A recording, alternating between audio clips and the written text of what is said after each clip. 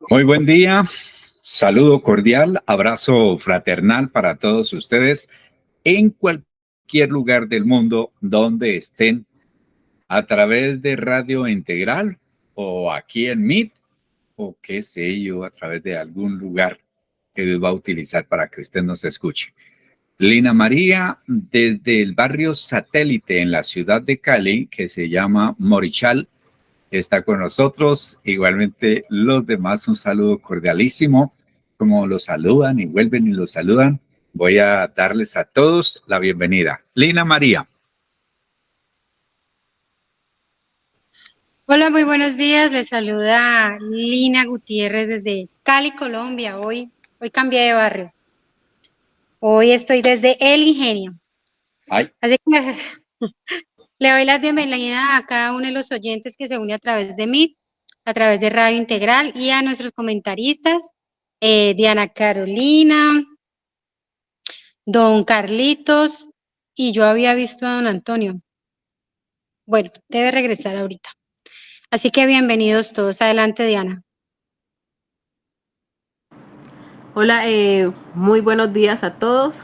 Desde acá, desde la República Federal de Chile, Diana Carolina les saluda con un abrazo fraternal muy grande. Bienvenidos todos los oyentes de Radio Integral.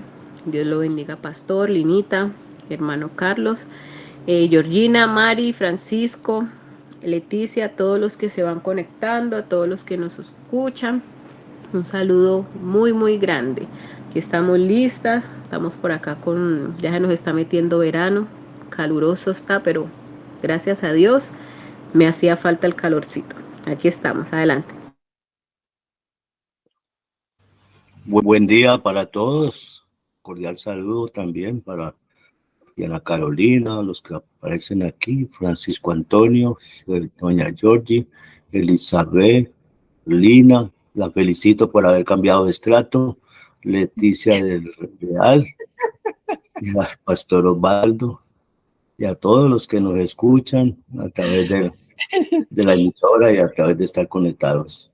Adelante. Ahí está, Lina. Si ve cómo se dan cuenta de su progreso.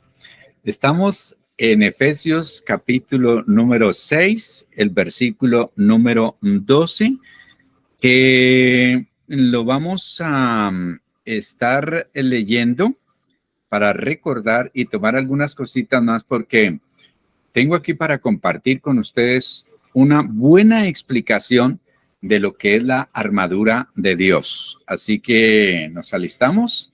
Lina María, ella se llama Lina María, no es que yo le haya puesto María, sino ella es Lina María.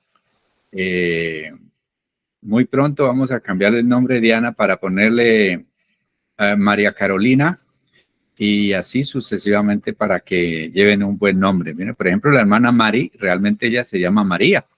Mari es María. Bueno, para todos, una cordial bienvenida.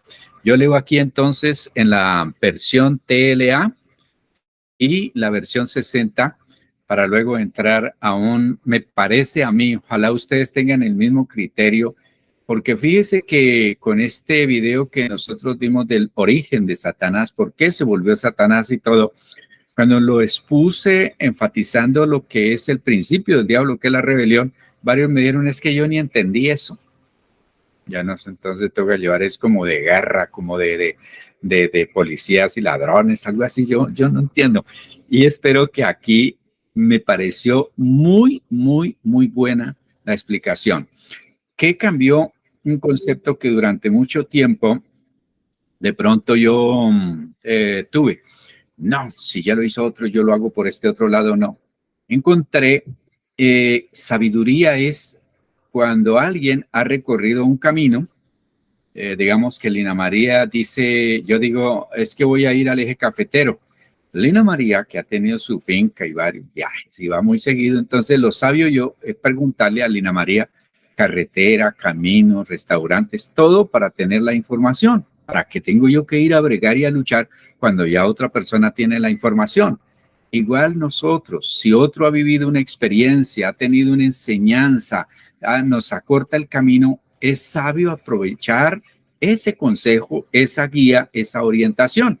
Entonces, me pareció muy bien documentado esta enseñanza sobre la armadura. Va ilustrando, va mostrando las figuras y le va dando una aplicación, aún con algunos textos de la Biblia. Me pareció muy bonito. Así que espero estén muy atentas y atentos y bueno, para adelante. Vamos entonces con el versículo número 12, Lina. Versión Dios habla hoy. Porque no estamos luchando contra poderes humanos, sino contra malignas fuerzas espirituales del cielo, las cuales tienen mando, autoridad y dominio sobre el mundo de tinieblas que nos rodea. Adelante, Diana. Versión NBI, Efesios capítulo 6, versículo 12. Porque nuestra lucha no es contra seres humanos, sino contra poderes, contra autoridades, contra potestades que dominan este mundo de tinieblas, contra fuerzas espirituales malignas en las regiones celestiales. Adelante. La palabra de Dios para todos, capítulo 6, versículo 12. Nuestra lucha no es contra seres humanos, sino contra gobernantes, contra autoridades, contra poderes de este mundo oscuro y contra fuerzas espirituales malignas del cielo. Adelante. La TLA dice, porque no luchamos contra gente como nosotros, sino contra espíritus malvados que actúan en el cielo. Ellos imponen su autoridad y su poder en el mundo actual.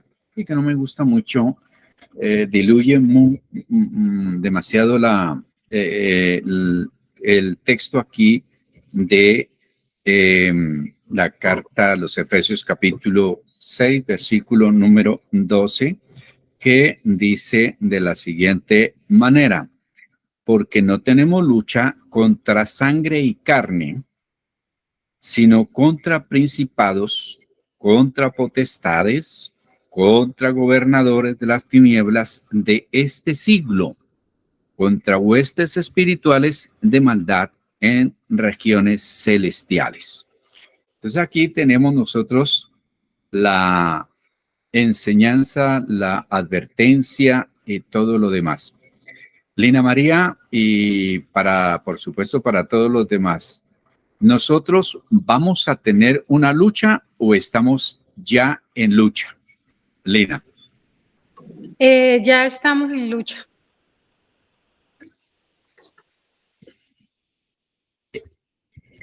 Igual para Diana y don Carlitos. Pastor, sí, estamos ya en esa lucha. Adelante, Carlitos. Bueno, espero que me corrija. Yo creo que ya el Señor ya venció al enemigo. Nos ha dejado las herramientas para que nosotros nos podamos defender, porque vamos a seguir siendo atacados. Pero pues en Cristo ya somos nuevas personas, nuevas criaturas, ya el Señor, sino que tenemos es que estar prevenidos, estar previsto, porque siempre nos van a seguir atacando. Pero el Señor ya, pienso que ya venció por nosotros. Adelante, pastor, me corrige, por favor. Bueno, no tenemos lucha contra sangre y carne, sino contra principados y potestades. Los comentaristas advierten y hacen aquí la observación que Pablo no está llamando al creyente, es decir, a nosotros, a entrar en guerra espiritual. Simplemente lo está anunciando que ya es un hecho. Así que felicitaciones, porque ustedes ya saben que eso ya está, la pelea ya está casada. Y cuando dice que no tenemos lucha contra sangre y carne, eso está diciendo que estamos luchando contra principados. Es una batalla espiritual y eso lo tenemos que entender, porque nosotros generalmente ignoramos este hecho y allí es donde nos metemos en problemas tremendos. Cuando está diciendo que no tenemos lucha contra sangre y carne, es que nuestra verdadera batalla no es contra el ser humano, sangre y carne, ¿no? Que es olvidado por muchos cristianos que ponen todos sus esfuerzos, que ponen muchísima parte humana para luchar contra estas huestes y contra todos estos demonios. Se dice que Pablo tenía algo muy claro y enseñó tanto a la iglesia de Corinto como a la iglesia de Éfeso. Lina María, por favor, léame, y si es posible allí ustedes tres, segunda a los Corintios capítulo 10 versículo 3 y 4, que nos ayuda a entender cuál debe ser nuestra actitud ante la lucha. Segunda carta a los Corintios capítulo 10 versículo 3 y 4. Yo tengo aquí ya en la versión 60, pero espero que ustedes lean a ver. Adelante, Lina. Segunda carta de los Corintios, capítulo 10, versículo 3 y 4. Es cierto que somos humanos, pero no luchamos como los hombres de este mundo. Las armas que usamos no son las del mundo, sino que son poder de Dios, capaz de destruir fortalezas, y así destruimos las acusaciones. Adelante. A ver, versión NBI, segunda de Corintios capítulo 10, versículo 3 y 4. Pues aunque vivimos en el mundo, no libramos batallas como lo hace el mundo. Las armas con que luchamos no son del mundo, sino que tienen el poder divino para derribar fortalezas. Adelante. La palabra de Dios para todos dice, es cierto que vivimos en este mundo, pero no luchamos como los seres humanos que viven en él. Adelante, pastor.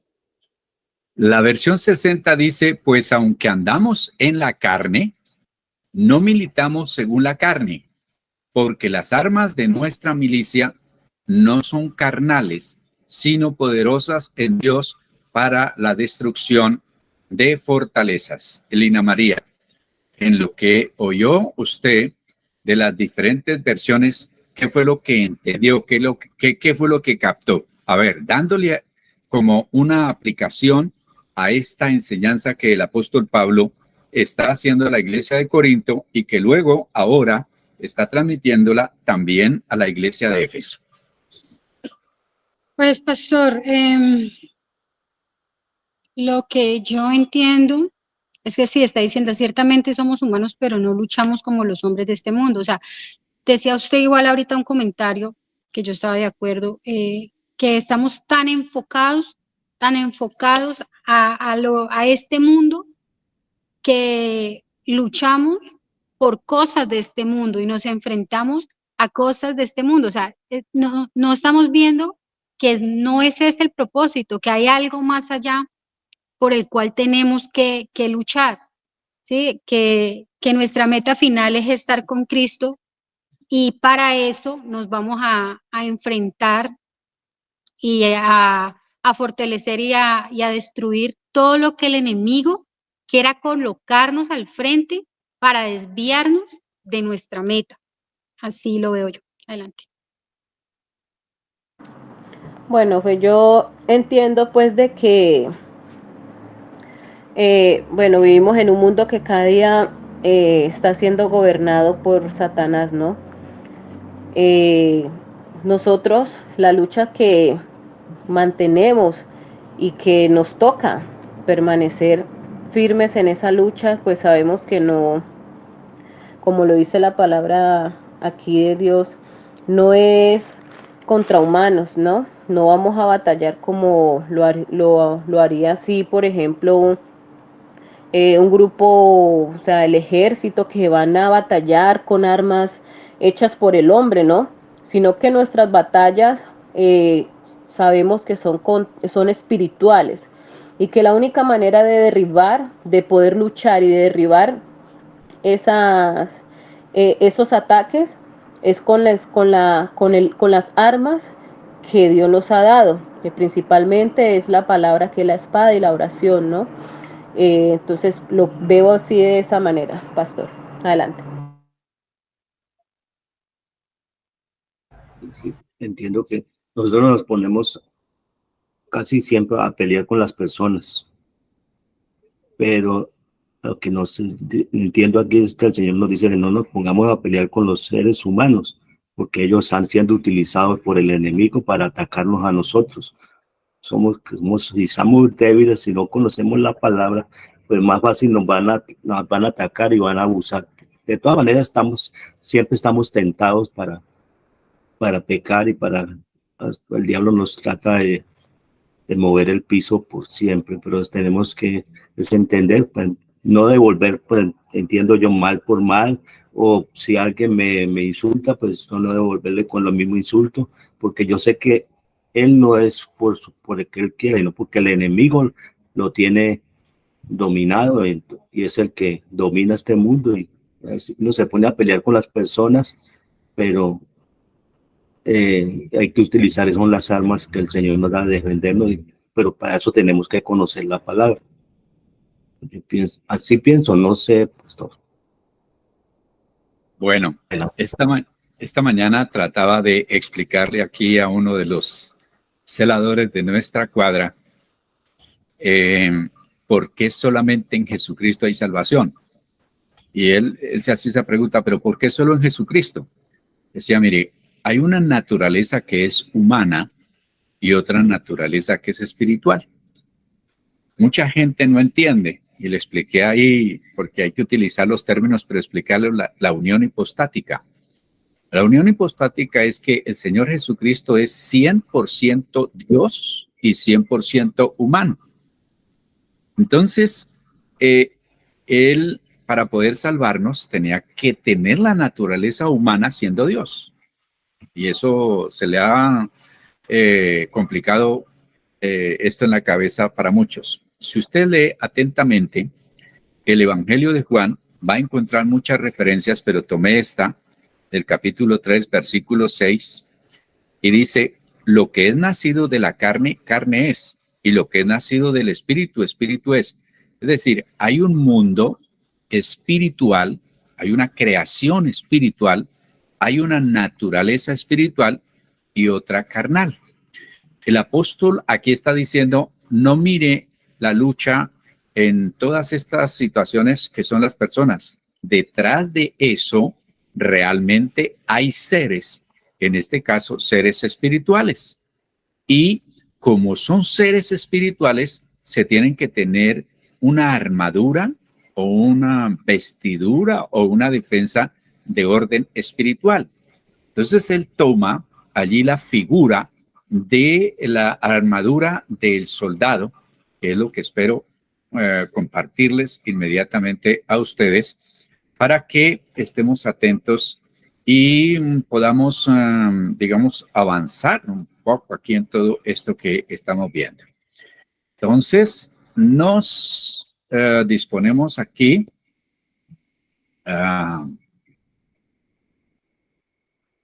ahí la ven ustedes, guerra espiritual. Estén muy atentos, este video dura 30 minutos y vamos entonces a verlo y oírlo atentamente. Hoy. Eso sí.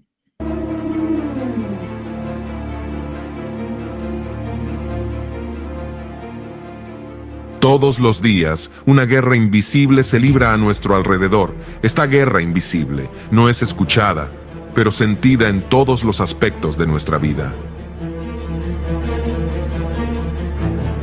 Un enemigo devoto y diabólico busca causar estragos en todo lo que nos importa.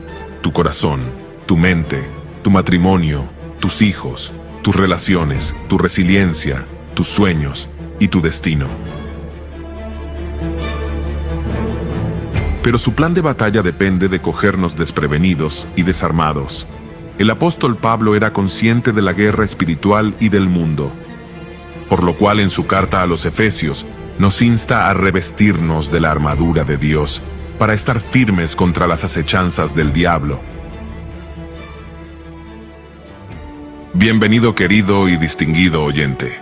¿Quieres saber cuáles son las armas que Dios nos ha dado para derrotar al diablo? Te invitamos a ver este video hasta el final.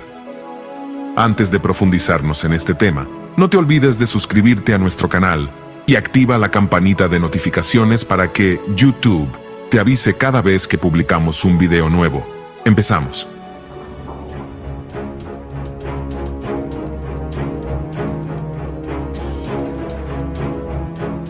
A lo largo de la historia, en innumerables ocasiones, los campos de batalla han sido escenario de los momentos cruciales para el destino de las naciones y las comunidades.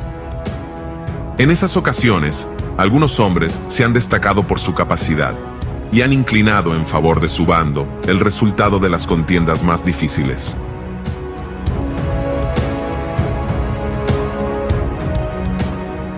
El arte de la guerra es complejo, y unos pocos elegidos fueron capaces de reunir todos los elementos que caracterizan a los grandes genios militares: estrategia, táctica, capacidad de mando y ubicuidad histórica.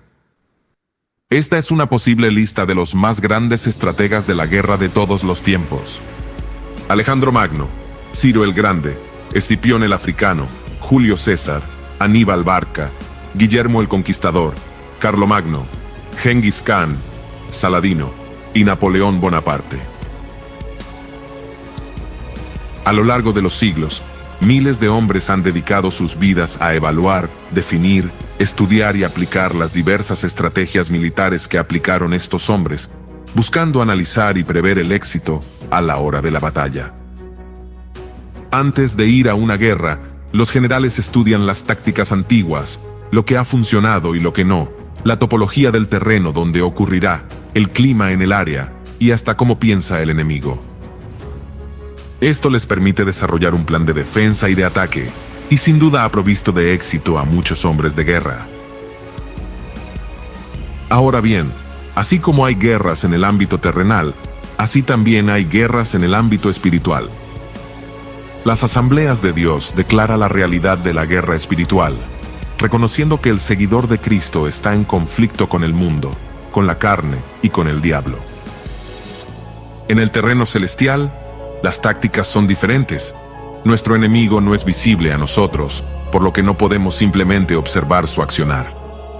Pero sí tenemos material de estudio que es la palabra de Dios. Dios conoce los planes y las acciones de Satanás y sus demonios, por lo que la única forma de batallar es dependiendo totalmente en Él. Desafortunadamente, Satanás ha creado fortalezas en la mente de los cristianos sobre cómo batallar, lo que ha llevado a estrategias inefectivas y enfoques erróneos. El apóstol Pablo era consciente de la guerra espiritual y del mundo. Por esta razón, en su carta a los Efesios nos insta a revestirnos de la armadura de Dios para estar firmes contra las acechanzas del diablo. Leamos Efesios capítulo 6, versículo 10 en adelante. Por lo demás, hermanos míos, fortaleceos en el Señor y en el poder de su fuerza. Vestíos de toda la armadura de Dios, para que podáis estar firmes contra las acechanzas del diablo. Porque no tenemos lucha contra sangre y carne, sino contra principados, contra potestades, contra los gobernadores de las tinieblas de este siglo, contra huestes espirituales de maldad en las regiones celestes. Por tanto, tomad toda la armadura de Dios para que podáis resistir en el día malo, y habiendo acabado todo, estar firmes. Estad, pues, firmes, ceñidos vuestros lomos con la verdad, y vestidos con la coraza de justicia, y calzados los pies con el apresto del Evangelio de la paz. Sobre todo, tomad el escudo de la fe, con que podáis apagar todos los dardos de fuego del maligno, y tomad el yelmo de la salvación, y la espada del Espíritu, que es la palabra de Dios. Orando en todo tiempo con toda oración y súplica en el Espíritu, y velando en ello con toda perseverancia y súplica por todos los santos. Y por mí, a fin de que al abrir mi boca me sea dada palabra para dar a conocer con denuedo el misterio del Evangelio, por el cual soy embajador en cadenas, que con denuedo hable de él como debo hablar. Queridos míos, el apóstol Pablo escribió la carta a los Efesios desde la prisión en Roma, donde sin duda se familiarizó bastante con la armadura del ejército romano, sus captores. El apóstol hizo un interesante paralelo entre la armadura de un soldado y la armadura espiritual de Dios. Tampoco lo olvidemos, Pablo todo ese tiempo había estado encadenado a la muñeca de un soldado romano. Literalmente, Pablo era un embajador en cadenas al escribir este pasaje. La armadura del soldado le sugiere un cuadro pictórico. El cristiano también tiene una armadura, y Pablo traduce a términos cristianos pieza por pieza la armadura del soldado romano. Notemos las primeras palabras del apóstol. Por lo demás, hermanos míos, fortaleceos en el Señor y en el poder de su fuerza. Estimado oyente, al enfrentar ataques espirituales, no debemos olvidar que la fortaleza necesaria para afrontarlos viene únicamente del Señor. No vamos a luchar en nuestras propias y débiles fuerzas humanas, que ningún daño puede hacer al mundo espiritual. Además, recordemos que de nuestra parte está el Dios Todopoderoso, que creó el cielo y la tierra con el poder de su palabra. Ningún espíritu inmundo puede resistir al poder de su palabra. Continuemos con el relato bíblico. Vestíos de toda la armadura de Dios, para que podáis estar firmes contra las acechanzas del diablo. Ciertamente el diablo acecha a los hijos de Dios, y no juega a ser diablo. Está claro en su retorcida mente que jamás podrá enfrentarse al Señor Dios Todopoderoso. Por lo tanto, busca dañar a aquellos que más ama, a sus hijos. No hay ninguna pizca de honor y sensibilidad en él, solo busca hurtar, matar y destruir. Sabe que está vencido. Nuestro Señor Jesucristo lo venció en la cruz del Calvario y ha dotado a los cristianos con poderosas armas espirituales para resistir y atacar.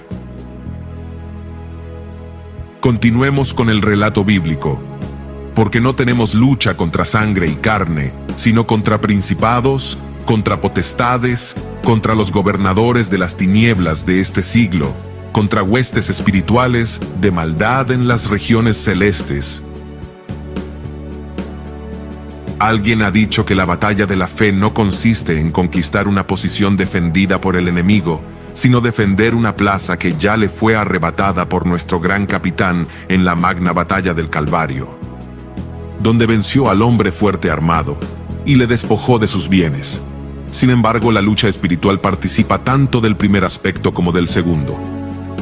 Es una defensa de algo que potencialmente ya pertenece a Cristo, pero también es una ofensiva general en la que los soldados de la cruz invaden el territorio usurpado por el adversario y en nombre de su Señor arrebatan las almas que aquél ha apresado. Ahora bien, vemos que Pablo describe la obra de Satanás y sus secuaces con algo más de detalle. Las palabras principados, potestades, gobernadores nos recuerdan distintas facetas de aquellas jerarquías angelicales, tanto las satánicas como las que sirven a Dios, dando a entender la existencia de toda una organización de maldad con sus variados rangos y esferas de dominio espiritual.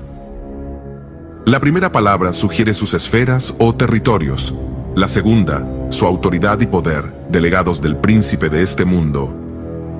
La tercera, su compenetración y colaboración para dominar a cuanto puedan en nombre de su tenebroso jefe, oponiéndose resueltamente al avance del reino de Dios. En cuanto a la frase «en las regiones celestes», se refiere a la esfera supraterrenal, el aire, el segundo cielo, de donde operan las huestes malignas. El ejemplo más claro de esto está en Daniel capítulo 10, versículo 13. Como vemos, un ángel de Dios fue detenido 21 días en las regiones celestes por un espíritu demoníaco que se le identifica como el príncipe de Persia. Continuemos con el relato bíblico. Por tanto, tomad toda la armadura de Dios para que podáis resistir en el día malo, y habiendo acabado todo, estar firmes. Cada elemento de la armadura del cristiano juega un papel relevante al enfrentarse a la guerra espiritual. Debemos asegurarnos de presentarnos al campo de batalla plenamente equipados. Nos indica claramente el texto que habrá confrontación. Son armas pensadas para la defensa y el ataque. Habrán días malos en los que vamos a pelear. Pero la magnífica palabra también nos señala que acabarán, puesto que Satanás no puede resistir y tiene que huir, por lo que nuestro Señor nos manda que debemos mantenernos firmes. Oswald Chambers nos dice al respecto: no podemos estar firmes en contra de las acechanzas del diablo con nuestras propias fuerzas. El diablo se nos acerca en formas que solo Dios puede comprender, y no en formas que nosotros podamos entender. La única manera en que podamos estar preparados en contra del enemigo es haciendo lo que Dios nos dice: permaneced firmes, vestidos de su armadura. Esto era algo que Pablo comprendía, y por ello les advierte a los creyentes que nuestros enemigos son espirituales y no hombres de carne y hueso. Por tanto, es importante que cada uno de nosotros comprenda la importancia de vestir siempre la armadura que Dios nos ha proporcionado, ya que de lo contrario estaremos en desventaja. Cualquier otro tipo de arma no servirá de mucho, ya que la batalla se desarrollará en el campo espiritual, y el Señor nos ha provisto de poderosas armas para resistir al enemigo de nuestra alma. En 2 de Corintios, capítulo 10, versículos 4 y 5 dice: porque las armas de nuestra milicia no son carnales, sino poderosas en Dios para la destrucción de fortalezas, derribando argumentos y toda altivez que se levanta contra el conocimiento de Dios, y llevando cautivo todo pensamiento a la obediencia a Cristo. Continuemos con el relato bíblico. Manténganse firmes, ceñidos con el cinturón de la verdad, protegidos por la coraza de justicia.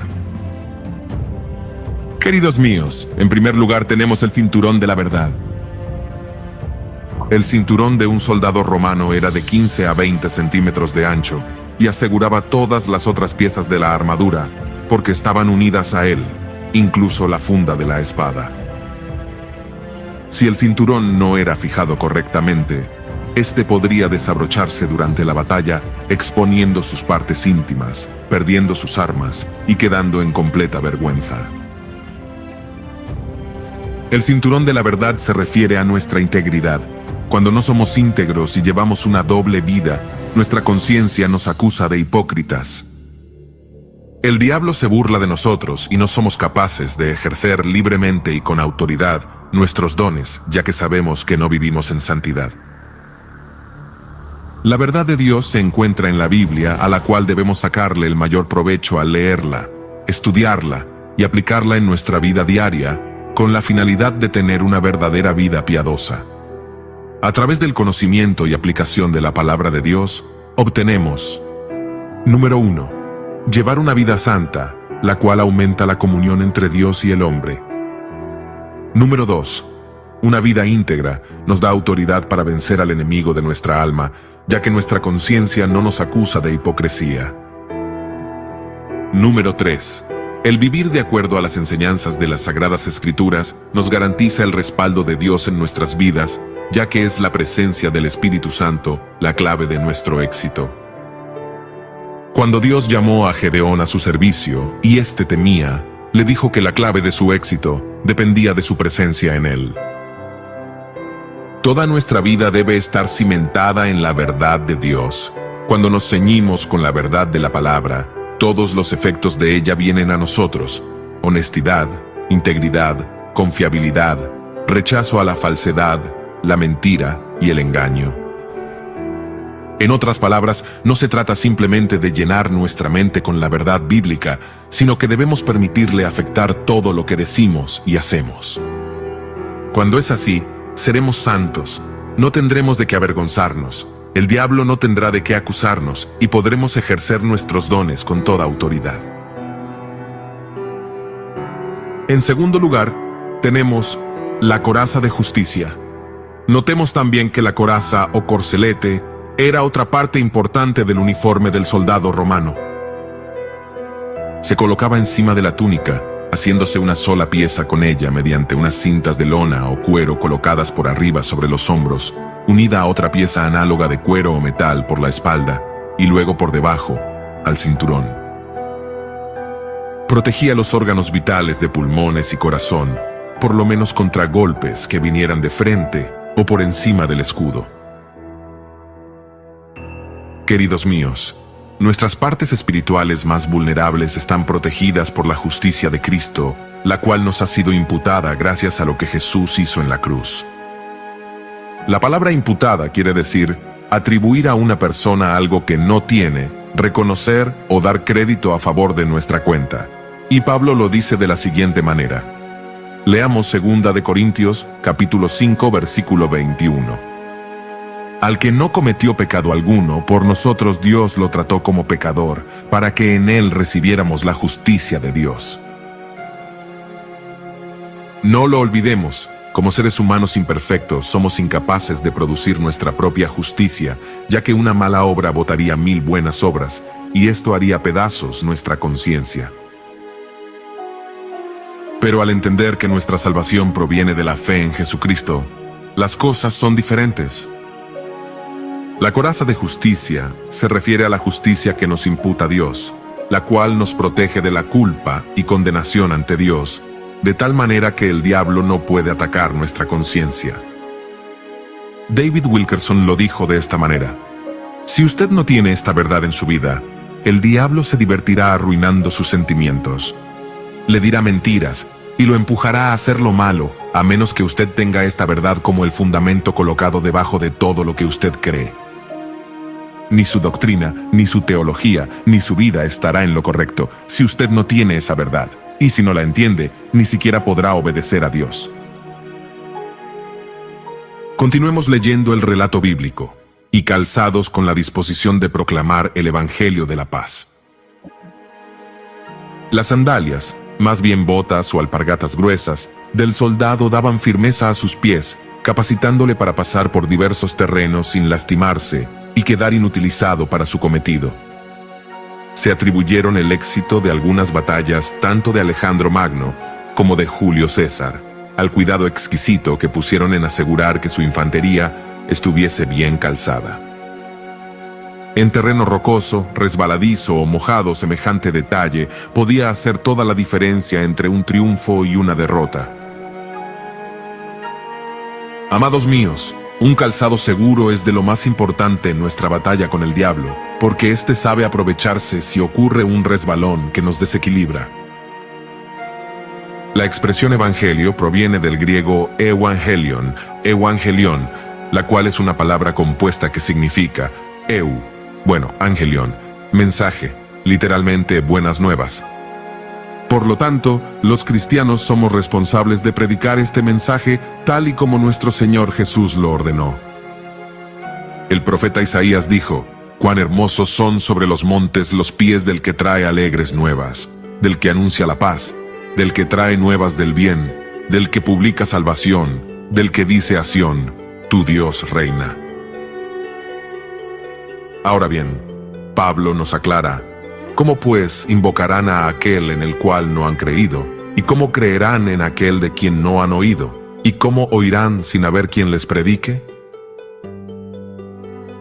Antes de ministrar la salvación de Dios en los servicios del santuario, Moisés y Aarón se lavaron las manos y los pies. Antes de dejar a sus discípulos, Jesús les lavó los pies a todos. En Efesios, los pies del guerrero están calzados con el apresto del Evangelio y protegidos por la paz de Jesús. El Evangelio de Jesucristo tiene poder para traer paz a las personas que lo entiendan, afectando el mundo de las tinieblas al sembrar en los corazones de los que oyen los principios de Dios. Sigamos leyendo el relato bíblico. Además de todo esto, tomen el escudo de la fe, con el cual pueden apagar todas las flechas encendidas del maligno. La palabra griega sureos se refiere al escudo grande rectangular que utilizaba la infantería regular romana, compuesto de una armazón de hierro y madera combada, recubierta toda con piel gruesa. Podía esquivar o resistir tanto los golpes más fuertes de los contrincantes de cerca, como los dardos incendiarios que se lanzaban desde lejos. William Barclay lo explica muy bien. Uno de los más peligrosos instrumentos de guerra en la antigüedad eran los dardos de fuego. Tenían la punta terminada en estopa humedecida con brea, resina de pino. La estopa humedecida era encendida antes de arrojar la flecha encendida. El enorme escudo de forma oblonga estaba hecho de 2 piezas de madera pegadas. Cuando el escudo paraba la flecha, ésta se hundía en la madera y la llama se apagaba. Está claro que la fe es la confianza sencilla y firme que tenemos en Dios. En Hebreos capítulo 11 dice: «Es pues la fe la certeza de lo que se espera, la convicción de lo que no se ve». Y cuando es así podemos ser capaces de resistir todas las acusaciones, tentaciones, engaños y trucos del diablo. Sin embargo, la fe debe alimentarse y la única forma es a través del estudio de la palabra de Dios. En Romanos capítulo 10, versículo 17 dice, así que la fe es por el oír, y el oír por la palabra de Dios. La fe en la palabra del Señor extingue las llamas que amenazan incendiarnos en lascivia, ira, malicia o deseos ilícitos. Cuando ponemos nuestra confianza en sus promesas, se destruye el poder de la tentación. Continuemos con el relato bíblico. Tomen el casco de la salvación y la espada del Espíritu, que es la palabra de Dios. En primer lugar, tenemos el casco de la salvación. La quinta pieza de la armadura, el casco, protegía el cráneo y el cerebro. Es la parte de nuestro cuerpo más vulnerable e indispensable. Pablo llama a esta parte protectora el casco de la salvación. Otras versiones dicen el yelmo de la salvación. Esto se refiere a un conocimiento firme, no solamente a la salvación presente que tenemos en Cristo, sino a toda la seguridad, confianza y esperanza que la acompaña. Con un conocimiento firmemente anclado en nuestro corazón de que la salvación es nuestra, podemos resistir a cualquier enemigo.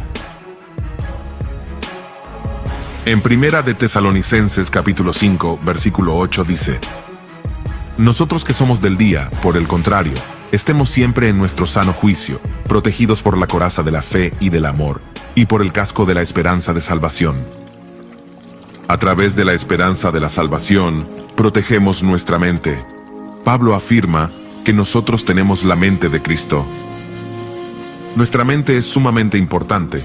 Lo que entendamos acerca de nosotros mismos y de Dios determinarán nuestras acciones. Por tanto, es importante que nuestra mente esté influenciado por la palabra de Dios. Por ello la Biblia nos exhorta a cuidar nuestra mente. En Romanos capítulo 12, versículo 2 dice, no se amolden al mundo actual, sino sean transformados mediante la renovación de su mente. Así podrán comprobar cómo es la voluntad de Dios, buena, agradable y perfecta. En vez de ser moldeados por los valores de este mundo, el creyente debe ser transformado mediante la renovación de su mente. La palabra transformados proviene del griego metamorfo, de donde proviene nuestra palabra metamorfosis, la cual literalmente significa una alteración de la forma, la cual experimentan algunas especies. Por ejemplo, algunos insectos sufren este cambio radical, como los gusanos que entran en una especie de hibernación en un capullo, para luego convertirse en un ser completamente diferente que conocemos como mariposa. Cuando venimos a Cristo tenemos una mente dañada por todo lo malo que aprendimos en el pasado. Nuestras conductas y hábitos están influenciados por los principios de este mundo. Sin embargo, el deseo de Dios es que seamos transformados completamente, pero esto se logrará a través de renovar toda nuestra mente. Debemos desechar todos nuestros prejuicios, impurezas y sentimientos indignos, reemplazándolos por la revelación bíblica. En segundo lugar tenemos la espada del Espíritu, que es la palabra de Dios. La espada, que es la palabra de Dios, es la única arma ofensiva mencionada en esta armadura. Varios tipos de espadas fueron usadas por los soldados romanos en sus largas batallas. Espadas de un filo, espadas tipo dagas, más cortas, y la majaira. La hoja de la majaira era de 2 pies de largo, tenía filo en ambos lados, y la hoja podía penetrar rápidamente en la víctima. La mayoría de sus enemigos usaban espadas largas, de un solo filo, que mostraron su desventaja contra la rapidez y agilidad de los romanos. Cuando el oponente se colocaba para mover su espada, podía ser fácilmente atravesado por una majaira. Por esto mismo el autor de la carta a los Hebreos compara la palabra de Dios con una espada de 2 filos. En griego, hay 2 términos usados para referirse a la expresión palabra, los cuales son logos y rema. Es interesante que el escritor usara el término griego rema en lugar de logos. Logos se refiere a una proclamación por escrito, en el contexto del Evangelio como un todo. En contraste, rema se refiere a palabras habladas, con una implicación más dinámica. En este sentido, la palabra de Dios no es solo un montón de páginas escritas sin mayor trascendencia. Al contrario, está viva y es eficaz y cortante como una espada de dos filos capaz de penetrar en lo más profundo de nuestro ser. Solamente tenemos que citarla con nuestra boca y esperar sus efectos poderosos en nuestra vida.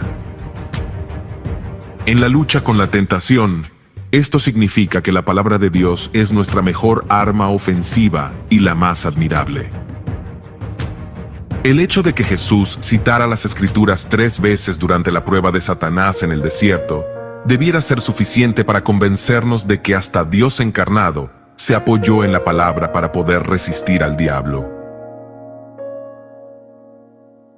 Continuemos con el relato bíblico, orando en todo tiempo con toda oración y súplica en el Espíritu, y velando en ello con toda perseverancia y súplica por todos los santos. Y por mí, a fin de que al abrir mi boca me sea dada palabra para dar a conocer con denuedo el misterio del Evangelio, por el cual soy embajador en cadenas, que con denuedo hable de él, como debo hablar. Para cualquier operación militar, las comunicaciones son imprescindibles, debido a que es un medio para enviar y recibir las órdenes que dirigen al personal en terreno. Quizá en la época del apóstol Pablo no había un elemento de la armadura de los soldados romanos con el que pudiera comparar a la oración. Pero su poder como arma espiritual es invaluable, por lo que no está fuera de este importante listado de equipamiento para la guerra espiritual. La oración no está limitada por barreras físicas o geográficas, y cuando es efectuada con fe tiene mucho poder. Clamamos en oración por una gran variedad de situaciones como provisión, protección, sanidad, sabiduría, etc. Incluso el apóstol Pablo pide que oren por él para que cuando comparta el Evangelio, lo haga con gran valor y de una manera comprensible para sus oyentes, a pesar de las diferentes dificultades que debe enfrentar, por ejemplo, estar encarcelado. Queridos míos, es importante que oremos por los demás, porque Jesucristo nos ha ordenado que lo hagamos. Jesús ordena que oremos, no solo por nuestra familia, amigos y compañeros creyentes, sino también por nuestros enemigos. Al orar por los demás, estamos imitando a Jesucristo, quien intercede con Dios Padre en nuestro nombre, así como el Espíritu de Dios que intercede por nosotros con gemidos demasiado profundos para ser expresados con palabras. Queridos míos, revistámonos con la armadura de Dios, y el diablo huirá de nosotros, porque el que está con nosotros es mayor que el que está en el mundo.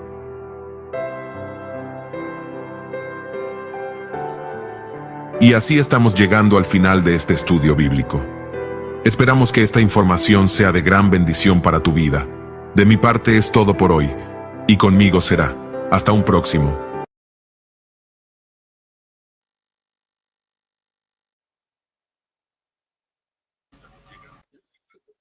Bueno, Lina María, no sé si usted estaba pensando, lástima que tanta gente se haya perdido de un estudio como este. ¿Está de acuerdo?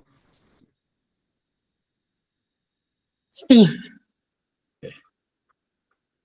súper de acuerdo. A ver, yo prendo aquí la cámara. Aquí tomé nota y cómo es la importancia porque... perdón, pensé que había abierto cámara.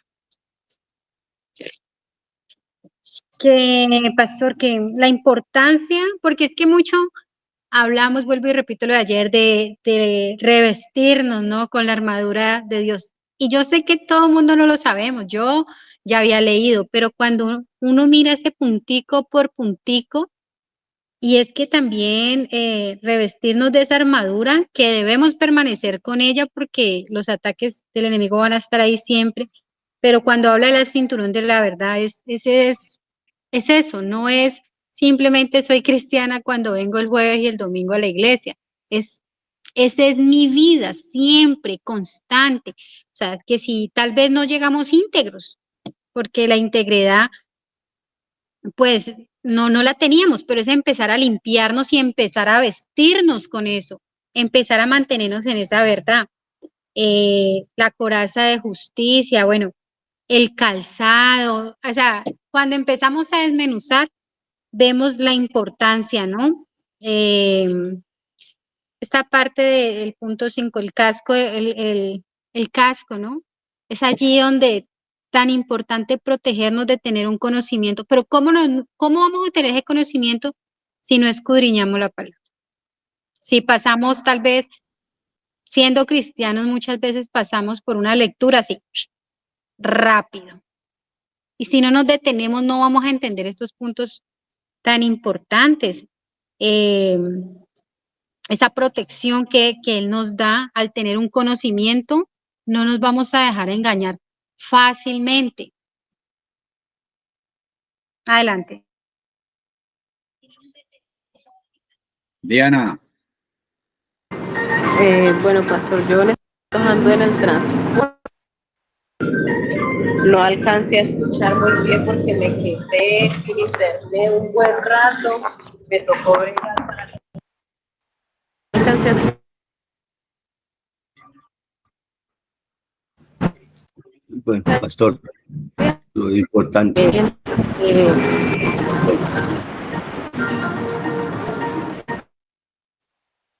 Carlitos, adelante, porque con Diana no hay comunicación.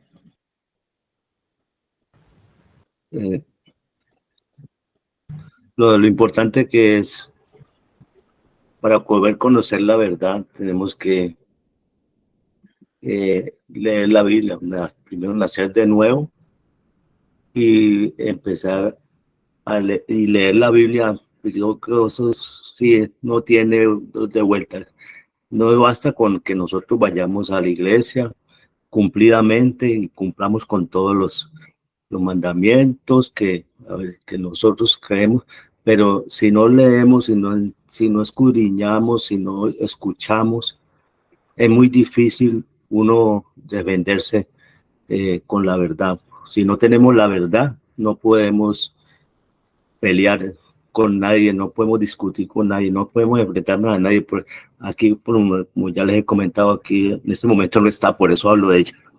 Pues, perdón, ella es testigo de Jehová. Afortunadamente, pues yo he tratado de evitar toda discusión con ella, porque yo he visto que tampoco es que tenga mucho adoctrinamiento en su doctrina. Entonces, cuando me toca así enfrentarla, lo que he podido, le he podido contestar con la palabra. Y si no tuviera ni nada de conocimiento, pues yo huiría hasta encontrarme con ella todos los días que hemos estado aquí. Pero pues afortunadamente yo me siento un poquito más confiado porque conozco algo de la palabra. No soy ignorante en muchas cosas, soy consciente, pero he podido defenderme. Pero por si no conociera nada de la verdad, cualquier cosa los engañan a uno muy fácil, sobre todo con estas doctrinas y con todos estos programas que hay ahora, hasta el mismo gobierno de género, con que dicen que el Señor nos creó y que nosotros definimos qué queremos ser, si hombre o mujer. He visto que con eso también están engañando mucho a las personas. Entonces, si nosotros no conocemos la palabra, muy fácil vamos a caer. Adelante, pastor. Bueno, ustedes podrán ver que hay momentos, hay días, hay ocasiones donde como que las cosas se salen de lo normal. Cuando las cosas que se salen de lo normal nos acercan a Dios, nos preparan para servirle a Dios, nos capacitan para que estemos guardados para Dios, pues provienen de Dios. Pero cuando las situaciones se dan para no escuchar, para no poder, para presentarse en problemas, eso quiere decir que no viene de Dios y que es del diablo. Es un ataque del diablo para impedir que nosotros conozcamos exactamente en orden de lo que el apóstol Pablo escribe allí. Dice que lo primero es el cinturón de la verdad. Y yo agradezco a Dios porque tengo cada día que ir aprendiendo. Yo había leído había enseñado. Bueno, tantas cosas de este libro, de este capítulo, de esta carta. Pero lo que he aprendido en este recorrido que estamos haciendo, no lo había encontrado. Por ejemplo, ¿por qué pone en primer lugar el cinturón de la verdad? Porque el cinturón sostenía prácticamente todo lo demás, a excepción tal vez del casco, todo lo demás, la funda de la espada, bueno, mejor dicho, quedaba a cargo de sostener toda la verdad. Cuando nosotros encontramos en Juan 8:32, ustedes conocerán la verdad y la verdad los hará libres. Entonces, esa verdad es la que va a sostener muchas de nuestras armas, de nuestros argumentos, de nuestras, ¿qué diría yo? Sobre todo armas para poder defendernos o protegernos de los ataques del diablo. Es la verdad, la verdad. Fíjese que no en vano el Señor Jesucristo dice, yo soy el camino, y ahí hay una profundidad tremenda cuando el Señor dijo así. Él no dijo por decir, no, había una enseñanza grande. Yo soy el camino, yo soy la verdad y yo soy la vida. Si nosotros desglosamos cada parte y lo llevamos a la palabra, es algo tremendamente importante, profundo y muy, pero muy valioso. Esa verdad. Sobre la verdad, mire, mientras que Dios es verdad, el diablo es mentira. Es un contraste tremendo. Dios es el origen de la verdad. El diablo es el origen de la mentira. Es padre de la mentira. Y la mentira siempre está como parte de las tinieblas y de todas esas cosas. Entonces, qué importante que nosotros sepamos esa verdad, la verdad, no la verdad de la gente, que eso nos toca estarlo teniendo en cuenta tremendamente. No que para mi familia la verdad es esta, pero la verdad es aquella. Mi padre, cuando recién comenzaba a ir a la iglesia, decía, pero si el evangelio es la verdad, ¿por qué las iglesias cristianas son tan pequeñitas, tan chiquitas, tan poquita gente? Y la iglesia tradicional tiene tanta gente. ¿Por qué? ¿Por qué los seguidores de Jesucristo son tan poquitos, pero los seguidores de la Virgen, de tal lugar, de allá o del santo, son tantos? ¿Por qué? Entonces, yo comencé mi vida cristiana un tiempo después, pero leí más rápido que mi papá y le dije a mi papá, mire, el camino es angosto, muchos son los llamados, pocos los escogidos, y mire que la cantidad no es la verdad y no es lo que prevalece. Humanamente decimos la cantidad es lo que manda aquí y en cualquier parte, pero no es así. Termino diciéndoles hoy que hay dos cosas, aparte de todas las que hemos aprendido, que tenemos que tener en claro. El logos, que es toda la palabra, que es Dios, porque Jesucristo es como la expresión del pensamiento de Dios. En el principio era la palabra y la palabra era Dios, y la palabra estaba con Dios. Juan capítulo 1, los primeros 3 versículos. Y luego de esa palabra, como nos explicaba aquí el narrador, el que estaba dando el estudio, también se traduce la palabra rema. Y aquí me llamó la atención que en Efesios habla que es la espada del Espíritu, la palabra, el rema de Dios, el rema de Dios. Entonces, lo que he empleado para ilustrar esta verdad es, usted tiene un tanque donde hay 10,000 litros de agua. Y allí está esos 10,000 litros de agua. Capaz que si usted cae allí, ahí se ahoga. Pero usted no se puede tomar 10,000 litros de agua. Usted se puede tomar un vaso o 2 vasos de agua. Entonces, esa agua que usted se puede tomar le trae vida, le trae alimento, le calma la sed. Esa es la palabra rema, la palabra revelada, la palabra entendida, la palabra que nosotros metemos a nuestra mente y a nuestro corazón. Esa es la palabra rema y esa es la palabra que se va a convertir en la espada para poder defendernos y para poder atacar, porque es la única arma, todas las otras son defensivas, pero aquí la única de atacar es con la palabra. Y nos explicaban allí que habían 3 clases de espadas, pero se escogió la espada de 2 filos, la medianita, la peligrosa, la fuerte, la que de verdad vale la pena.